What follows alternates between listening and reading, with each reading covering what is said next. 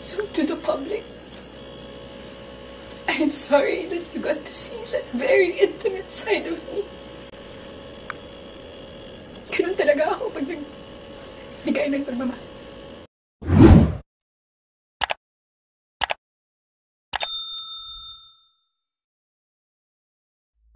Nagsalita na si Maris Racal kaugnay ng mga akusasyon ng dating kasintahan ni Anthony Jennings na si Jam Villanueva.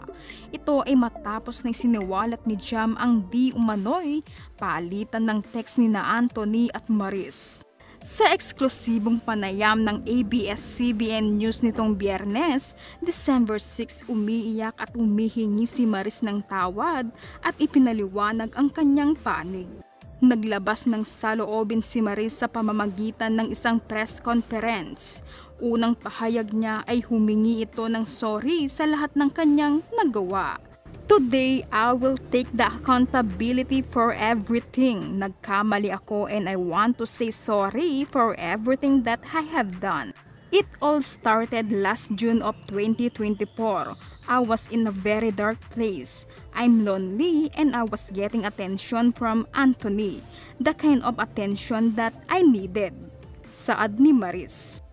Ayon kay Maris, inamin daw niya ang lahat ng ito sa ex-boyfriend niyang si Rico Blanco bago siya makipaghiwalay ang tungkol sa kanila ni Anthony.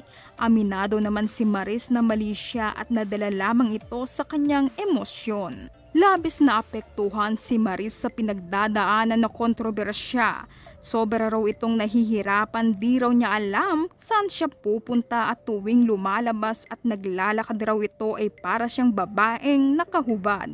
Di alam ni Maris kung ano ang gagawin niya dahil nahihiya raw ito.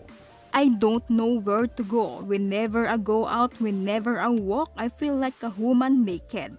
Hindi ko alam anong gagawin ko. I'm so embarrassed. Pero pag-amin ni Maris na akala niya ay hiwalay na si Anthony kay Jam Villanueva.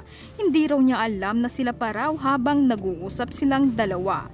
Maraming beses raw tinanong ni Maris si Anthony tungkol kay Jam Villanueva.